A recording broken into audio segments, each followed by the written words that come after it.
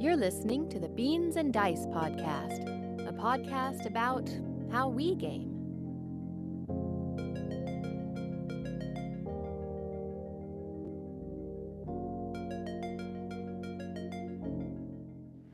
Hey, folks. Welcome to the Beans and Dice podcast, Thursday night live call-in show. We don't stop. We keep this thing going. I'm currently at camp. It's a bit gusty out there, but I want to keep this show going. Talking to y'all about board gaming has really helped me enjoy the hobby more, and that's why I'm going to keep this thing going. I'm going to get this phone line open here and talk to y'all. I'm currently in Daytona Beach at the Daytona International Speedway. This weekend is the 24 hours. Oh, see it on my Scully cap? 24 hours of Daytona. It's an annual race that's been run for 60 years now. It's one of the three big races in the world for endurance racing. And me and my boys come out here, my sons and I. We will camp. We'll sit and watch racing for 3 days straight and just check out cool cars. I'm trying to figure out how to get this phone set up for y'all. And we are set. Phone line's open. 813-618-7099 is the number. 813-618-7099. We're talking board games. I'm going to talk a little bit about board games and camping because that's kind of on my mind right now. And really not just... Oh, thanks, William. Boo Racing, I see your comment there. Really, we're not talking about just camping and board gaming. I guess it has to do with board gaming when you're limited in space, and there are other factors, other concerns, like where you're going to be, maybe a hotel, a vacation spot, something like that, and having to decide what games to bring. I got to say, I found that to be probably one of the most stressful parts of packing for this week is picking out what games to bring. For me, there's a few different factors I had to take into consideration. Number one is who's coming, right? Who's coming with me, so to kind of get an idea of what themes I can put out there, what topics we can have. This weekend, I'm enjoying time with my sons, my teenage son, and now I'm bringing my youngest for the first time out here. He's 10. Should be talking about racing games. Yes, I see that. Maybe talk about games to play while in a military barracks. William, I have no experience with military barracks. I'm going to leave that one for you. And yes, Raph, it's been raining on and off all day today here in Daytona Beach, much like Tampa. The rain is supposed to go away tomorrow, and it's supposed to be beautiful, clear skies for racing. Games to play on a hotel bed. Hey, Diego, watch out now. Watch out. Don't make me get Rachel out there. All right? Take it easy. Oh, you mean playing all... I see. Okay, so I got you. Anyway, so for me, having two teenage boys coming out, my best friend Mikey and his son Michael are coming out. My middle son Julian and him go to school together, about the same age. Teenage boys, about 14 years old. Finding something that they would like. William's understanding what I'm saying. William's picking up what I'm putting down. I think Diego's got a dirty mind.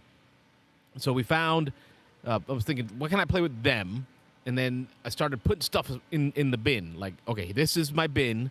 It's my Miniature Market half bag. I'm not sure if you guys are familiar with a Miniature Market half bag. Miniature Market makes beautiful bags. So this is my Miniature Market half bag. I told myself this is the size of the bag that I will allow for board games for this weekend. And it's got to be able to carry my equipment for, yes, Raph, great bag, I agree. It has to be able to carry my equipment for this show, right? So it's a padded bag. I got my Rodecaster for doing the live stream. I got the little tripod set up. Diego, can't even, brother. I cannot with you.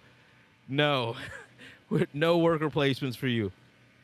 So I fit it all in there, and I load it up. I got, like, Zombie Side. I've got Samurai Battles. I got Nexus Ops, right? A war game because I want to play these games with these boys, these boys, right? Teenage boys. I can get them into some war games, right? While we're at camp. And then I start seeing the weather and I start freaking out. right? Because it's going to be rainy all day today, Thursday. I've been here since this morning. It's going to rain a little bit tomorrow, and then it's going to be clear skies the rest. But just that chance that something can go bad with a board game in the rain is enough to freak me out to say, you know what, I'm not even going to risk it. Not even going to risk it, losing a good board game to a bad, freak accident like a leaky tent or something. So I started paring down what I was bringing. And my wife thought it was funny because it was like last night around 1 in the morning, I just got up. Like I had the urge to get up and just start changing what's in the bag. Yes, it is, Mitch. We're nonstop. We're like Waffle House. If we're not open, something's wrong, right? That's the idea behind it. So I started packing my bag. I'll give you an idea of what I ended up with. I think these are things that I feel I can risk and be okay because I'm not in love with these yet. First, I'll start off with a super light game. Looking for it. There it is. Haha. Age of War by Fantasy Flight Games, designed by Rainer Knizia, the good doctor. And this is a light 2 to 6 player. Yeah, 2 to 6 player rolling dice, almost like a Yahtzee mechanic where you're building sets in order to take on and steal other people's houses or damios. Thanks, Mr. Jeeves, for the compliment. I appreciate it. I'm trying to keep the stream going. I'm learning the mobile setup. But Age of War by Fantasy Flight Games plays real fast and, like 15, 20 minutes. And it's got that little bit of competitive aspect to it. Oh, Wayne was going to suggest this one. I think with the boys, this is going to work out well. It just works. It just does. Because it's light, fast, and it's portable. I recommend a lot of people get that one. Board Game Gumbo stuck in a house without TV or news. Has the apocalypse happened? No, I'm at the 24 Hours of Daytona, which is the annual race that I take my boys to. I set up camp early because it gets so packed out here you can't find a camping spot. So I got my generator out there. You can probably hear it humming. This isn't like a foresty forest camping. That's not the kind of camping I'm doing. I'm not sure if you're familiar with foresty forest. You could even just make a cheap version using coasters. Skull, great game. Played that one in Orlando. That's a good one. And then someone suggested try the Crew with the boys, and I'm not sure how that's going to go over. It's a co-op. Boys don't tend to do the co-op thing. They tend to like to, teenage boys at least, they tend to like to attack each other. That's kind of their style. That's the thing they want to do. So but I've been really itching to play this the Mission Deep Sea version, and I have not had a chance to play it. So I'm really hoping that I can get it on the table this weekend, depending on how it goes. But it's here just in case. I did say I was at a race, so I couldn't go to a race and do any, camping or any kind of, event or gaming without at least having a game about racing. So for me, I wanted to bring Thunder Alley. I didn't want to risk it. Let's see here. We used to play small stuff like Love Letter, Harvest Dice, and Sushi Go. Spelled that weird. I like it. When they were camping. That's what BJ from Board Game Gumbo says. But I'm at a race, so I had to bring a racing game, and I could not risk my copy of Thunder Alley. I couldn't do it. Couldn't risk it. Rallyman GT, couldn't risk it. But you know what? I can risk a copy of Downforce. In the rain, if it gets messed up, I think Target sells them now, if I'm right. Target sells a Downforce. So this is replaceable. This could be replaced. You can tell it's pretty windy out there. It's a little scary sometimes. I'm not sure if the tent's going to go, and I'm going to go with it. But we'll see. We'll keep going.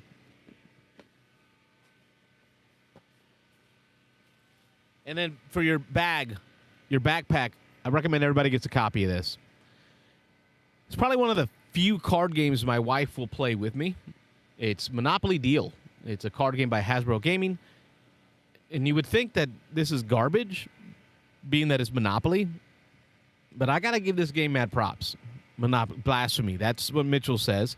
Wayne says, Quirkle, Hive, Bananagrams, all games that are okay in the rain. Yes. Another great one, Monopoly Deal, great camping game. BJ from Board Game Gumbo, you got it. This game is a set collection game where you're going to play properties in front of you. So they're kind of like the Monopoly properties that you had from childhood memories. And your goal is to collect 3 different color sets of Monopoly. Hello, Edmund from England. I am devoted. Y'all are my peeps, and I love being with y'all.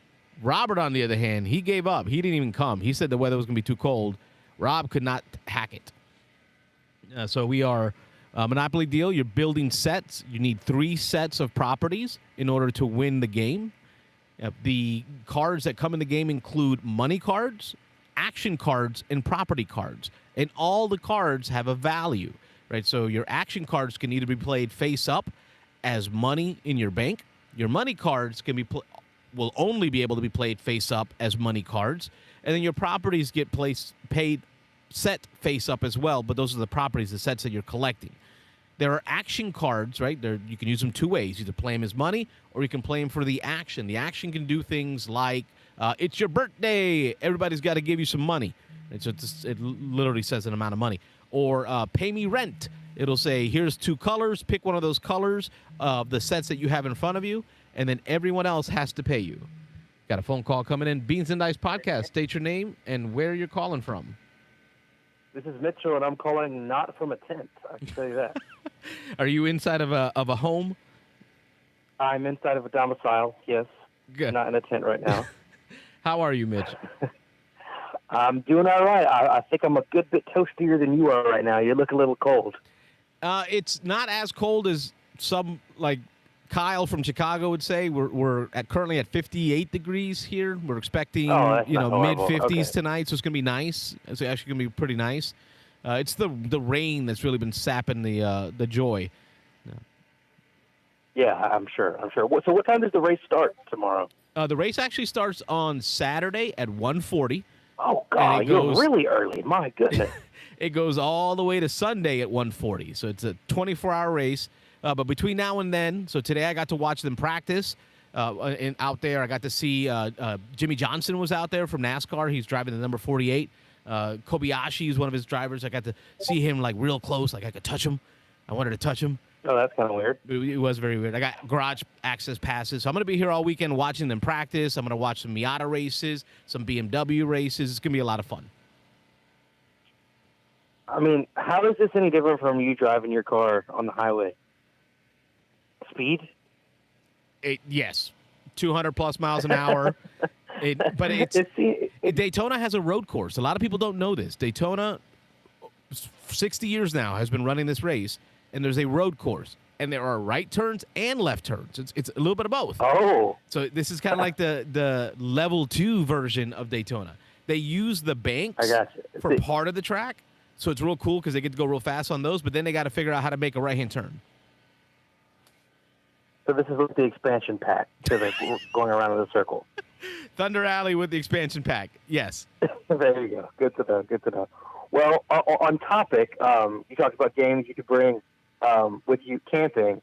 You know, I mean, I'm much more into the bigger, heavy games, but I think I told you guys I've been on BGA with a friend of mine. We kind of made a commitment we're going to try to play like every game on BGA, and like as soon as we get through one, we go to another one. And recently we started playing one. I'm not usually into card games, but I'm really enjoying it. Have you played Q-Bird before? No. Not familiar with that one. So it's a card game. It's just cards. And as it sounds, it's bird themed. So it works with, I know you're not doing foresty camping, but with camping, thematically. And so all the cards are different birds, and they're like, it's like cubism art. It's like they're square. So it's kind of weird, but it's also interesting. And how do you spell that? Q-Birds? C-U, then birds. C-U-B-I-R-D-S. Okay, like cubes almost, like a play on cubes. Cube, birds, and you put the 2 words together. Yeah. Robert would like that. There are different rows of birds, and you have a hand of birds, and your birds always move in flocks. So, like, if I have 2 bluebirds and I want to play a bluebird, I got to play all my bluebirds. The way that it works is if, like, let's say there's, like, there's an owl all the way on the left of one line and then a bunch of birds to the right of that owl. If I play an owl to the right side of them, I get everything in between the 2 owls, because it's like my 2 owls on the ends of the row want to come together and make a flock. And so your goal, it's a set collection game. Each bird, depending on its rarity, has a certain number for what a small and a large size flock is. Like flamingos, you only need 2 of those because they don't move in big flocks.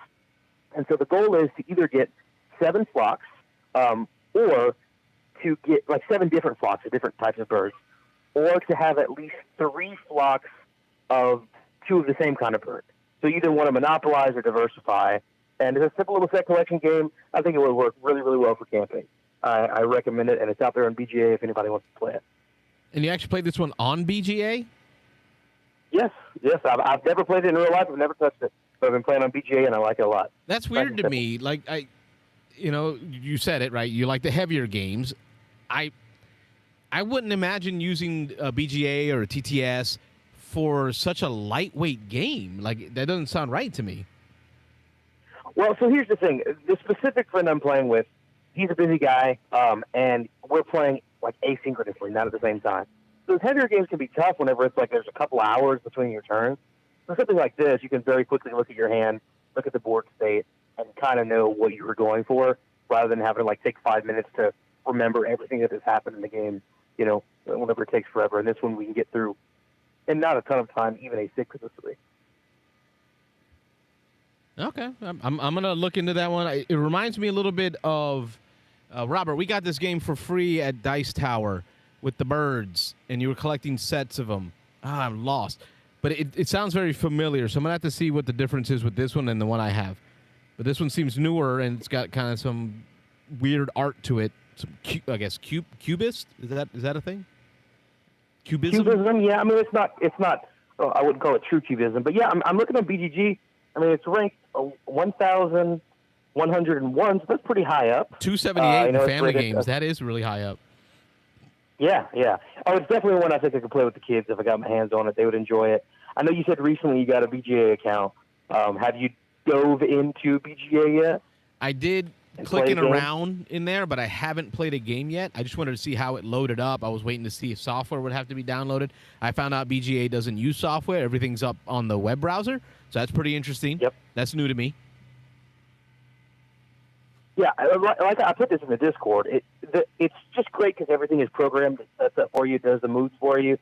The assortment is not as wide as TTS because you can get anything on TTS, right? Yep. But it's getting there. We need to play something on there sometime.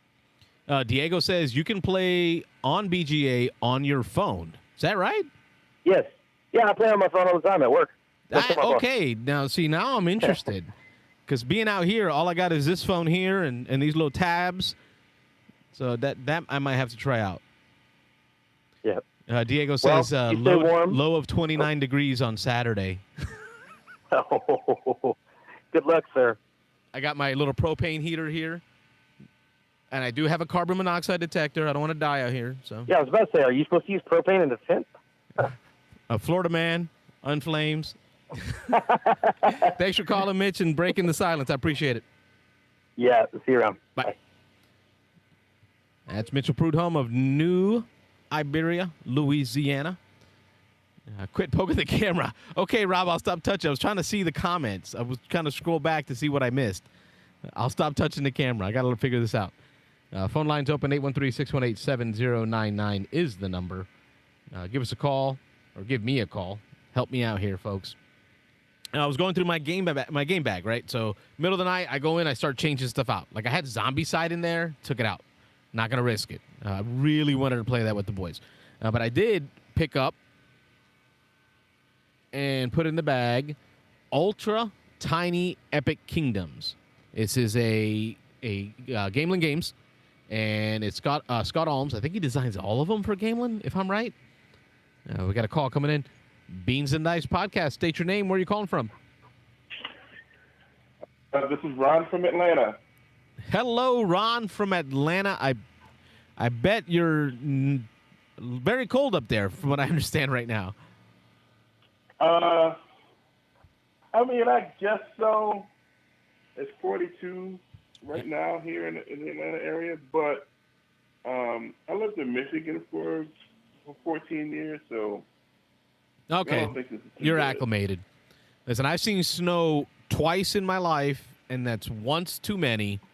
I come from a tropical island, grew up in Miami. You know, I know I look like I'm overdoing it, but this is about as much as I can take. This weekend will be a test. Well, good luck to you on that. I appreciate it. What you got going on gaming-wise? Good. So I played Alien Artifacts for the first time on Saturday. Tell me more. Not familiar with this one. You're not familiar with Alien Artifacts? Alien Artifacts. I'm pulling it up. Yes. That was a fairly popular game.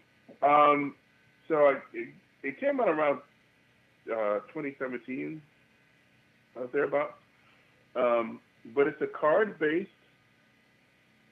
4X, allegedly, set collection game. Or, it's a 4X game, I guess. I enjoyed it, but I don't know. Like,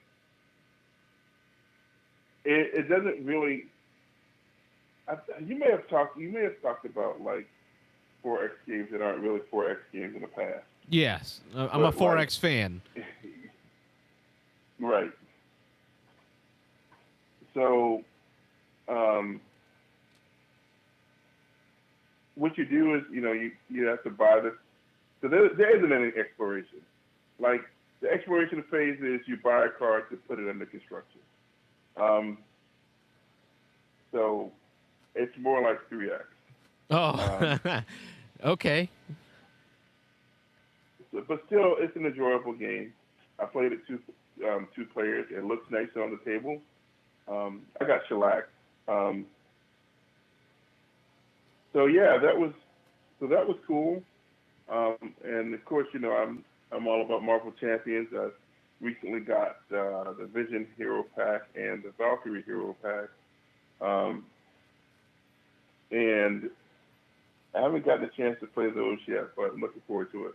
I pulled up Alien Artifacts on BGG just to give it a shout. It's a 2017 title. A couple designers on here. Portal Games is the publisher, and Portal Games tends to do a lot of those tableau building card games. Settlers, Imperial Settlers, and Settlers from the North. Yep. So I guess it probably feels a little bit in that theme.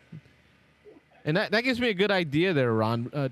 The podcast, the audio podcast, Mitchell, myself, and Robert talked about what makes or breaks a worker placement game. I think that's going to be a good topic for us soon, is to do that, but with 4X. Right, so for this one, you were missing the exploration piece, and it sounded like it really impacted your joy of the game. Yeah, because it's like, I think that the enjoyment of a game has a lot to do with your expectations and how the game manages the expectations. And the game claims to be a 4X game.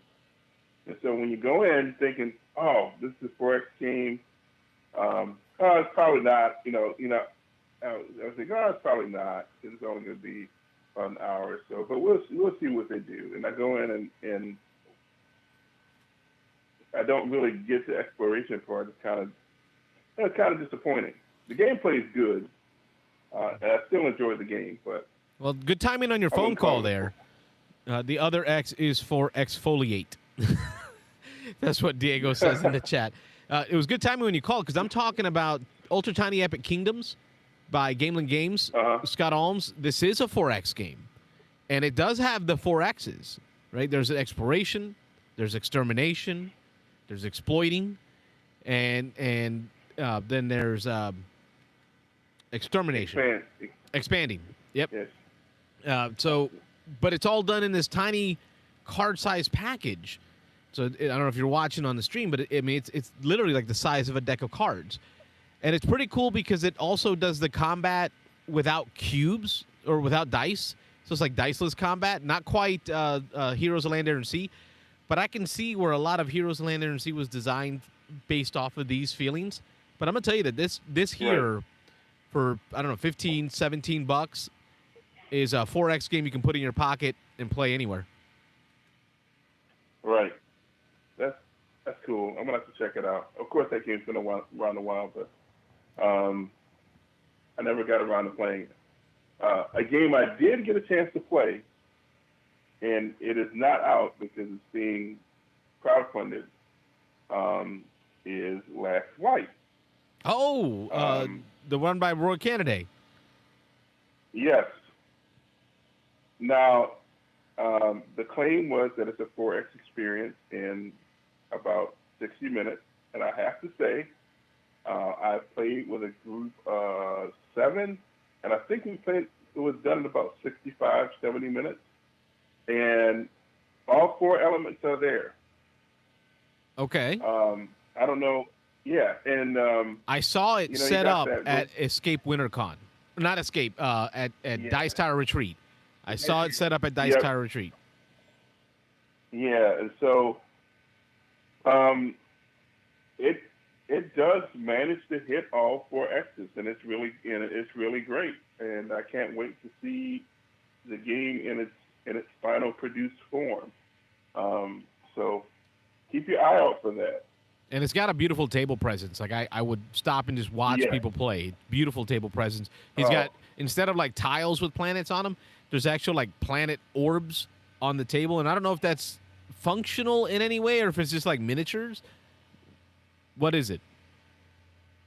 Do the orbs actually do anything?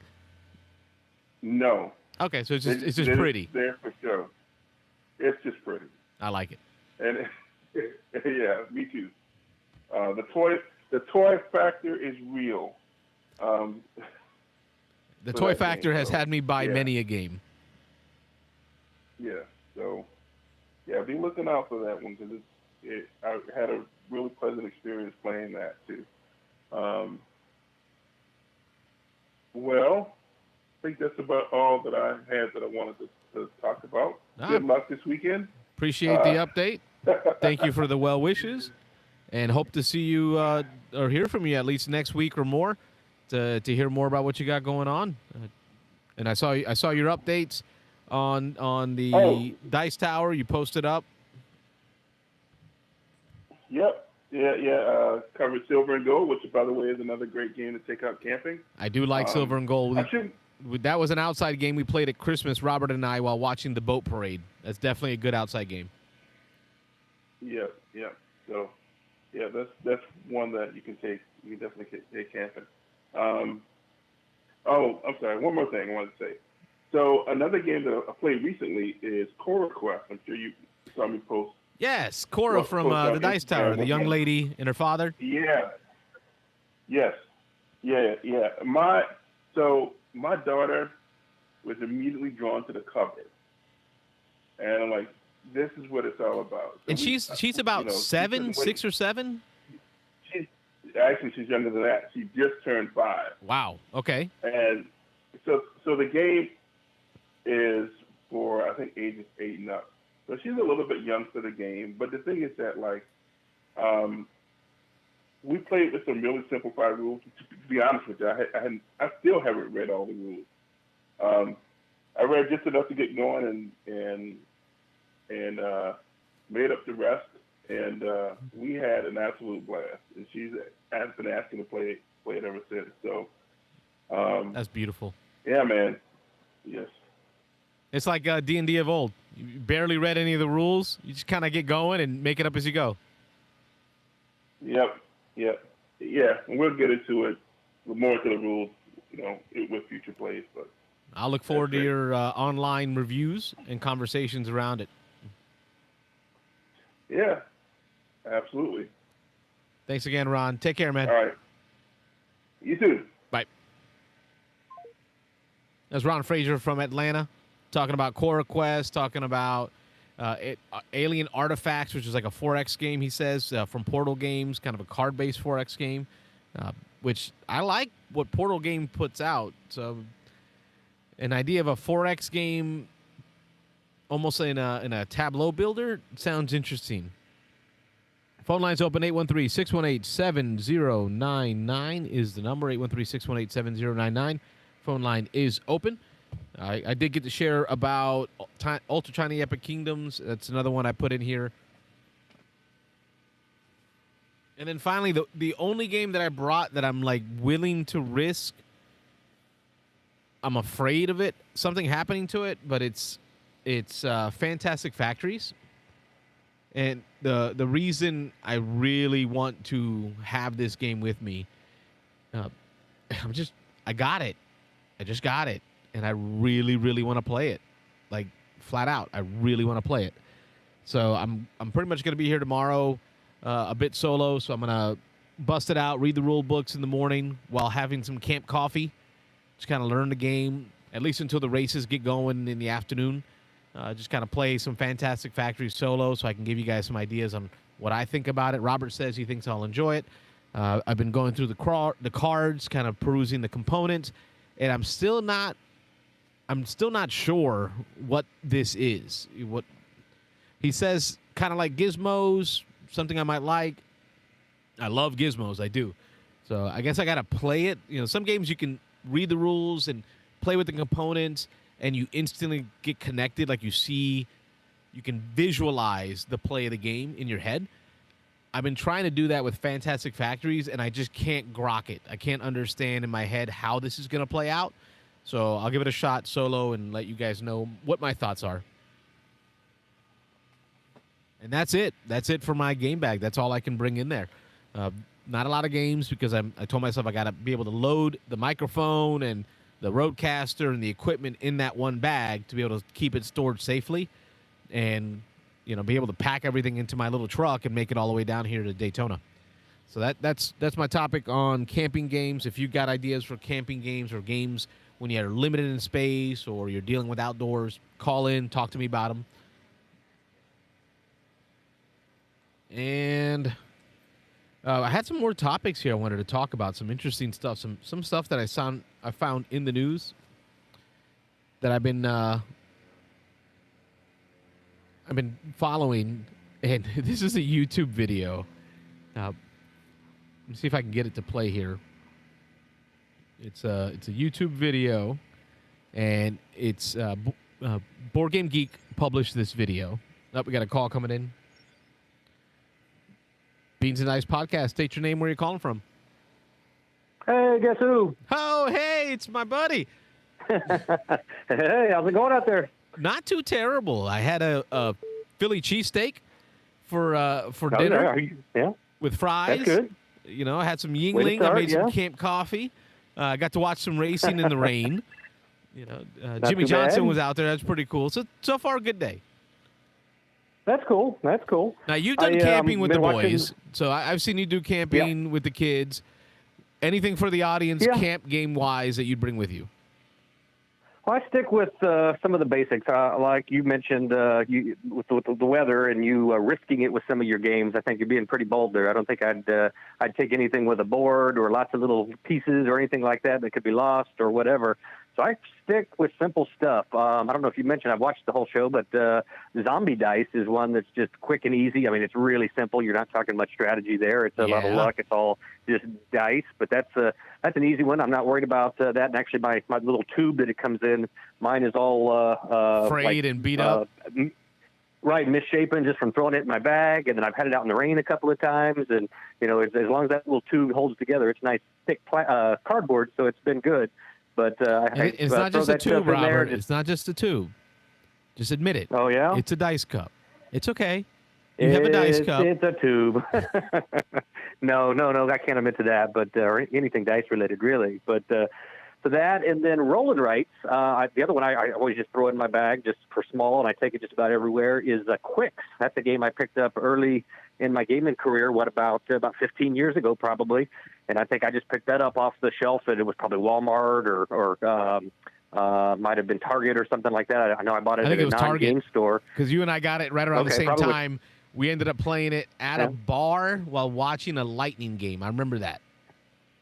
Okay, wow, your memory's a lot better than mine, but I knew that already. But Anyway, but that's that little. I think I originally got it. I just loved the little magnet flap on it that magnetizes closed. But that was a real good one, as long as it's dry, because you've got the score pads in there. I've never laminated mine. I know some people do. They have a deluxe version where it comes with yeah. cardboard that you can use as dry erase instead. Yeah. Okay. I think I might have seen that, but. I know my version, again, with that little flat box, I just throw up, I've got a little short little pen or a couple little pencils. You can just throw those in there, and you can pretty much just play that game anywhere you can roll, 5 dice and have a little spot to write some selections down. But that's another just real simple game. You can teach it to anybody. You can take it just about anywhere, and so it's good on the go. But that got me thinking just about roll and writes in general. I mean, a lot of the roll and writes, as long as you don't get into some of the big ones like Hadrian's Wall or something like that, but just about any roll and write. I know we're on Mitchell's favorite topic now, or maybe we're changing his mind about that with roll and writes, but those are always good. I mean, you've got the Clevers, Ganshan, and was it Dopplet is the next one? There's like 4 of them now, and I think there's a kiddie version coming out. I saw that in the news. You know, there's like twice as clever, thrice as clever. Then there's Clover, which is like, and then I don't even know if that's the same vein, but it's not. I actually got a chance to play that one for the first time. I played it at our game day, actually. Me and Diego and Raph and the 2 Rachels played. The 5 of us played that one, and I kept hearing good things about that. So Clover, I forget the name of it now, but I mean that one's a really good one. That one just came out. That one has it's interesting. It's got both cards on it, so there is I guess a little bit of a weather element with the little cards that you have to play with that you put onto your little boards. But the boards themselves are actually a nice, heavy, thick plastic, and they come with little dry erase markers because you're writing on the plastic, and then you're just erasing off the plastic each time. So that one would be a pretty good one. It's a slightly larger format because those Clovers that they give you they're aren't not tiny. They're not huge. Yeah, but that's another one that, if you have just a little bit of space, you could throw that in the bag and take it. And that really is the popular party game right now. I know the Dice Tower has been talking about it a lot at the retreats and stuff. I think they said actually at the retreat in Miami, the one before the one we went to, they said that was the game of the con. Everybody was playing that, and I saw it a couple of times in Orlando when we went to the retreat in Orlando. But I keep hearing that one come up on the party games, best party games for 2021, and I have to say it was fun. We'll have to play sometime. I forget. I think it's Diego who owns a copy of that, so we'll have to get him to bring it maybe to our next game day, and you can play that. It's light and quick, and you can play it. It's one of those that you can play for 10 minutes. Or you can just keep playing over and over, not even keep it score. You can play it for an hour, just till you get bored with it. But it's a fun one. I liked it. Would you pick that one over just one? Ooh, that's tough. To be honest, I've only played each of those once. I know we played just one at the Escape Winter. Yeah, at Escape Winter this last year, and so that was the only time I played that. They're in a similar vein. Right. I'd say, it's 6 of one, half dozen of the other, really. I mean, they're probably pretty interchangeable, but they both give you that kind of that same little party feel. And, again, it's one of those games that a lot of times you don't even keep score. You get 5 or 6 or 7 people together, and you just play and play and play. You just have fun trying to solve the little puzzles until you kind of get bored with it, and then you put it away and move on to the next one. But, yeah, they're pretty similar. Raph says just one is great.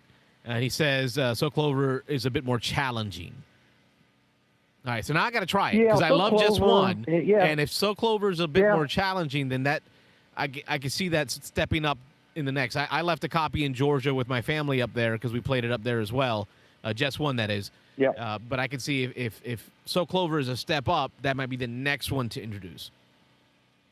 Yeah, So Clover is interesting. You're just real briefly, you're getting some random cards, and you randomly put them on your board. There's 4 cards, and then each of the 4 sides around the square, the top, bottom, left, and right, you are just looking at the cards are 4-sided, so you kind of have to close your eyes and just stick them on, so you can't really plan it out ahead of time. But then once they're on your board, on the 4 sides, the 4 outer edges, you're just looking at the 2 words from the 2 different cards. They're all have 1 word on them. And then you have to come up with a word to write onto the plastic part of the board, the Clover, that will get somebody to guess those 2 words with just a 1-word hint. And so you're going around and doing that on all 4 sides without moving the cards. And then what you do after that's done, you everybody is doing that at the same time. And then when you're done, you take all 4 of the cards off of your board, and then you draw a 5th card just randomly off the top of the deck, and then you mix those up. And one by one, everybody puts their board into the center, and you just throw the 5 cards out there, and then people have to look at each of those cards, which have 4 different words on the 4 different sides, and they have to figure out how to put them on there to make the words match the clue that you gave. So you're given one clue to match a pair of words. Is it cooperative at all, or is it just straight competitive? It is. It is. Everybody's cooperating to try to get it. If you get 2 tries, so what you do is you put it out there. You don't say anything until they put 4 of the 5 cards on the board. Once they've done it, if they get it on the first try, everybody, including the person who wrote the clues, gets 6 points. If they don't get it on the first try, then all you can do is you remove the cards that they put on incorrectly, and you leave the ones that were right, and then they get one more try kind of like as a a team to mastermind. put them on there. Right. And then if they get it on the second try, I think it's either 2 or 3 points they get if they do it on the second try. Okay. And so, again, you go around and everybody does that with their own boards, and then at the end, whoever had the most points. So the score, like the one time I played it, the scores were pretty close because everybody's, again, kind of in the running for the points together. But ultimately, it is competitive because you're trying to be the one who was on the most successful teams getting it on the first try. So I like that. It's like it's literally like they took just one and stepped it up a notch and made it some more competitive. It's not straight co-op. I like that. Yep, just a little twist with it. So yeah, it's yeah. Okay, we're gonna have to play that's a good comparison to say. We're gonna have to play. Yeah, We're that's gonna a little play bit of a step up. Way to describe that. Good job. Yeah, that was good. So that was a fun one. I'm trying to remember. There was one other new game I got to play at this last game day, but I don't recall the name of it. It was a game Raphael llamas had. One, the rainbow llamas. Oh, actually, I played that as well. Yeah, Llama was the first time I played that. That was nominated for the Spiel or the Kenner Spiel. I can't remember, a couple of years ago. Y'all were like hooking it up and laughing and making all a ruckus. I wasn't sure what was going on over there.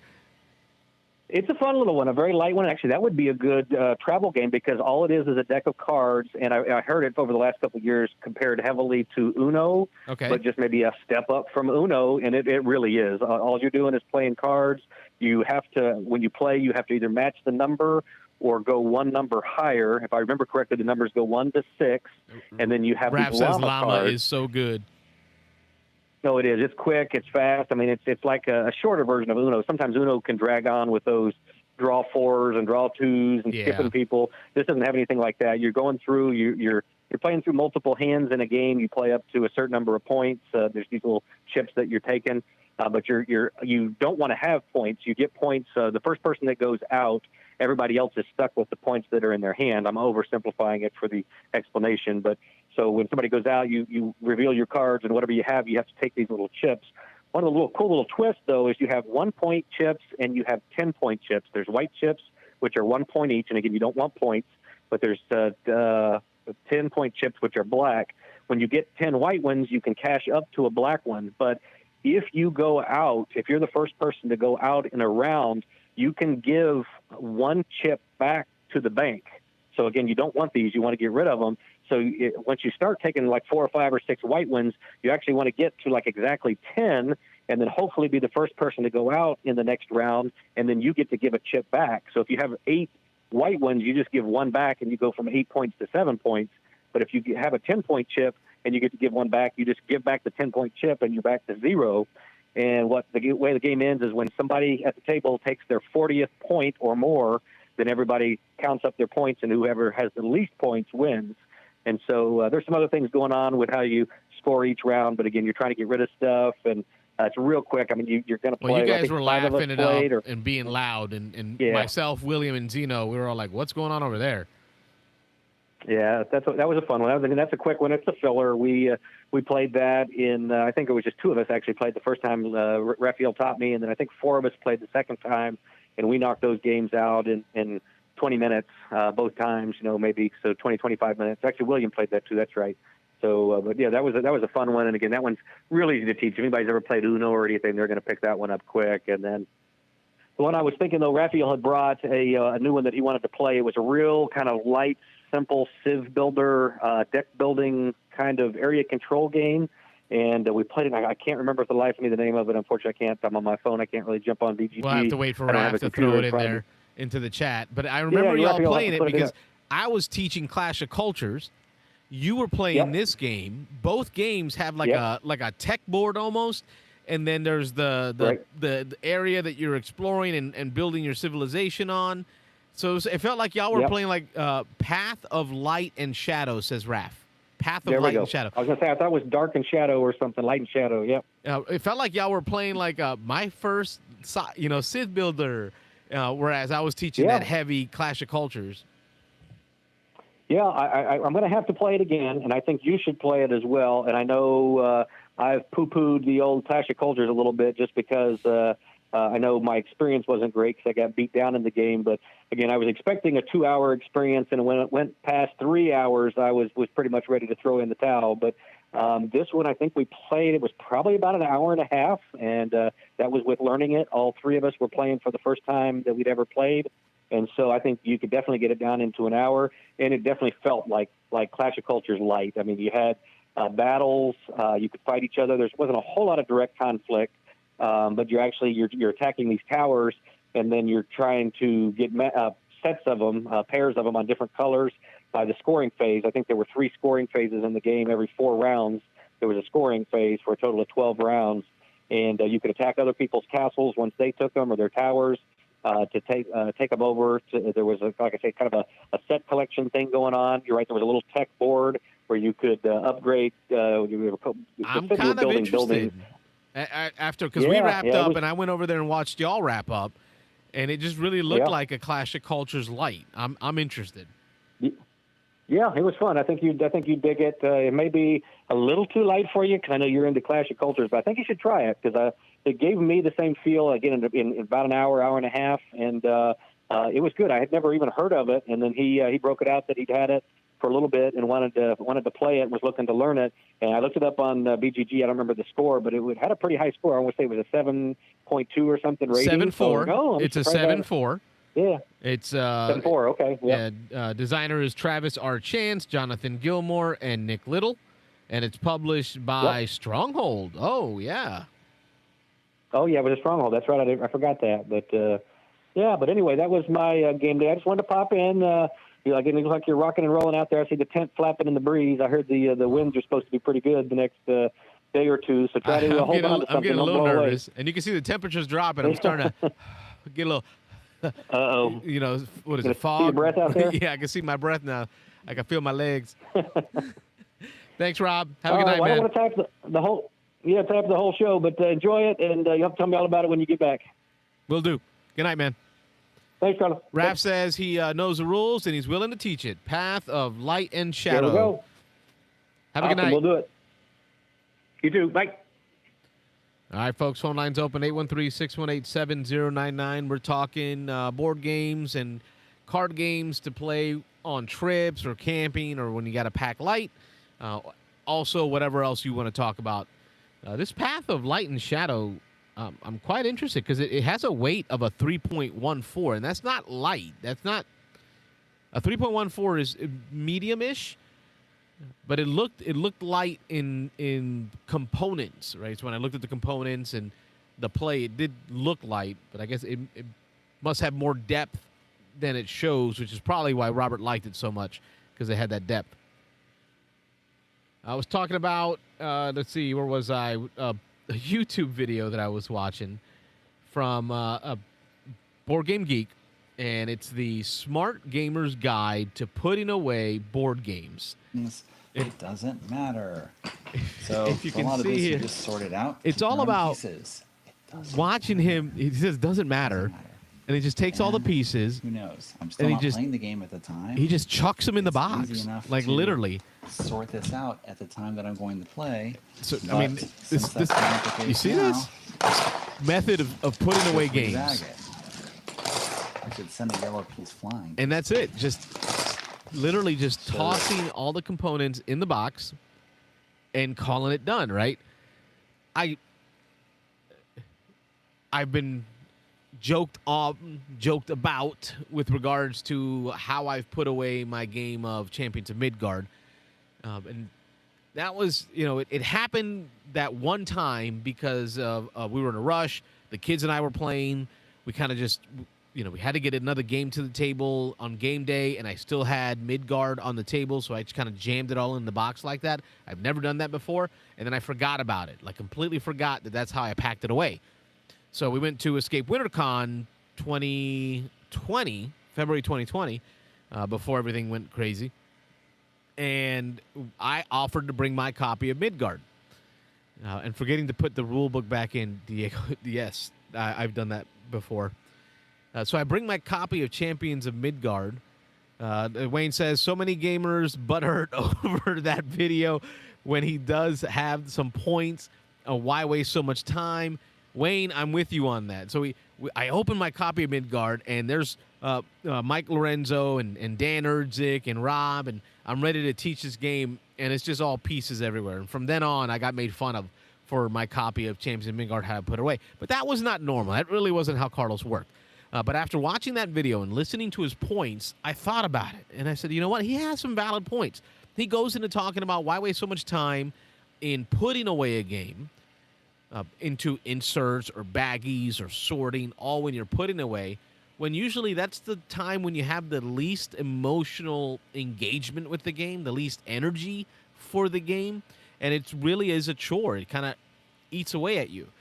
When you should just throw it all in the box and spend your time sorting the game at the beginning of the game, because this is when you, Diego says, why take a bath? Listen, it's not the same, not parallel at all. So, but just sort it out when you go to play the game, when you go to throw the game on the table, when you're going to go teach somebody, have the other players help you sort. They learn about the game while sorting the pieces of the game, right? So I just did it. I did it last week. Robert and I played Pan Am, and for the first time on purpose, at the end of the game, 2 weeks ago, I literally just chucked it in there, like just threw. I took the insert out and I threw it across the room. Said, Rob, I'm done with that. And I just started throwing components in. And Rob's like, what are you doing? Why are you doing this? This is silly. Beans and Dice Podcast. State your name, where you calling from. You crazy, man. You crazy. You know what, though? Let me tell you. So I threw all the components in the box, right? And then a few days later, so it's like the next weekend or so, Robert and I go and play Pan Am again. Right, we set a time to go play it. I bust out the game, and it's just a mess. The whole thing's a mess, William. It's all a mess.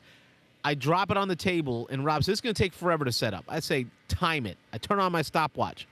Wayne says, my new thing would be in between, during game day, just dump it back into the box. Yeah, that's what I did. And then what ended up happening is it took us 5 minutes to set up. That was it. 5 minutes. It's all it took us to set up. Pan Am is not a big game to set up. There's a lot of little pieces, little airplanes, little airports. You got cubes. Whatever. Right, I'm not going to do it with Clash of Cultures, but there are many games that we can just dump in a box, and then when it's time to play, take 5 minutes and sort it out. Okay, you do that. Yeah, You do now that. you've bivouacked. You've been in barracks and whatnot. What about your ideas on gamings in small quarters, tight spaces, or limited storage space? You pretty much need a game without any board. So really, card game games. That doesn't have table space. No. I mean, tiny epics should work. You can play it on a rack. You can do it that way. If you're in a fleet and you're in a boat of some kind, yeah, you're really just playing cards. I mean, there's no other way around it. But I mean, I was just going with the whole theme, the fact that you can't take too much where you're going. So, because there's guys out there who are overseas. There's guys out there who are on base. There's men and women overseas and men and women on bases. That's all they got. So they got limited space to put things at. So you need a good game. So that's 40K solid, is not a thing. A lot of space. Yeah, you're not going to play 40K. No. That's absolutely not. Well, that's my topic for the show. What do you got for us? None. I just I did get my copy of Lord of the Rings game. Oh, okay, War of the Ring. War of the Ring. I got that in. I got my uh, my I guess my truly first solitaire game that came in. It's a war game. To You play what? against How do you pronounce Tarawa. it? Yes. The Battle of Tarawa. I just watched the video of the Player's Aid YouTube channel, and they just did a talk through of it. That looks really good. It is. It's actually really good. It's all card-driven combat based on the AI, and you definitely try to beat it as best you can. The Marines did win the battle eventually, but the game is pretty much pushing you in the perspective of try to do it with less losses. Island hopping campaign, things of that nature. So, and it actually grades you on your level of where you're playing at if you took too many casualties, and you actually will lose if you take too many casualties. I like that idea Even if you have in wargaming, reinforcements. because a lot of people have trouble with wargaming because they feel like, well, history's already been written, right? It's not about winning a contest that has already been historically a loss. It's just about doing it better than history had. That feels good. Yeah, that's true. I mean, but even like Clash of Cultures, there's like those variants where we can, you can play as Julius Caesar, and instead of having Roman legionaries, you're allowed to have samurai, and start off on the mountains. Yeah, you're talking about alternate throw... history, like complete alternate history. Just throw all the history out the window and just play the game. Yeah, just play the game. I mean, yeah, why not? You use tactics, stuff like that, but. Yeah, why not? Go ahead. Let's just see who would win. So yeah, but we still got Caesar. We got to get that into the table. Caesar's Empire came in for me. So that's the Ticket to Ride version of a Roman game, where you're building roads to Rome. I guess that'd be a nice one. I might just pick it up just to keep it in my collection of. Introduction for when your nephews and nieces get older. That's going to be a good one. When they get to that 8 years old, 9 years old, and up, I think that game will work out well for you, and it's going to be that theme you love, that Roman theme. Yeah, that'll be nice for me to get into. But other than that, I should be in bed to get ready for work. Well, you do that. Thank you for chiming in and popping in to say hi to the folks. Wish y'all were here, man. Yeah. I really do, because I love camping. I love eating outside. I don't wish I was there. You're crazy. You're nutty, man. Look, I'm a civilian, and I like living in a house. I can appreciate that. I will see you next week, Thursday. Let's plan to meet up early and get in some games of Caesar ! All right, we'll do that. Take care, man. Good night, William. I see it, Nate. Beans and Ice Podcast. State your name. Where are you calling from? Hello, my name is Bucky Sudden. Okay. That happens. Live call-in show and all. All right. We got a couple minutes left. If y'all want to fill in the void, make a call in. You're welcome to. I'm going to be, after this, taking a walk to the local Waffle House. It's not even a 10-minute walk from here. So I'm excited about that. Give me some Waffle House, late night, cold. And that's part of what I brought these games for. Is when last time we did this was Atlanta. Rode Atlanta a couple years ago, and it was cold up in Georgia. So we ended up leaving early and going to the Waffle House, where we kind of watched the race and just hung out there. So that's what got me thinking about which games to bring. So I was almost thinking, what could I play on a Waffle House table is kind of how I decided I got to bring something that can do that. And I think for me, the Crew will be the game I take to the Waffle House. If not, Monopoly Deal. We'll see. But that puts us to the 1 hour mark. Waffle House hash browns, train wreck. Yes. A bowl of hash browns, smothered, covered, chunked, diced, just all over it. As you can see, I'm very excited, folks. And next week, Thursday, call-in show again. Hope to see you then. We're prepping for the next Saturday game day, we're moving it to, because Valentine's Day is the actual second Saturday. So for you folks, we're moving that game day to the Saturday after Valentine's Day, just to make sure that us married folks can stay married. Thank you, Raph and Rachel, for bringing it up to my attention. My wife appreciated it when I mentioned it. Post some YouTube shorts of you playing at Waffle House. I'm working on it. I'm going to do that. This mobile thing, I'm figuring this out too. So far, so good on this mobile aspect. Looks like the connection's done well. I appreciate your feedback. Let me know if there's anything that needs to be fixed, audio-wise, video-wise, on this whole mobile setup. But this, like, opens many, many doors to be able to do all kinds of stuff. This Saturday is the Wesley Chapel game day. My buddy Nick Oben, shout out to you. Wesley Chapel game day.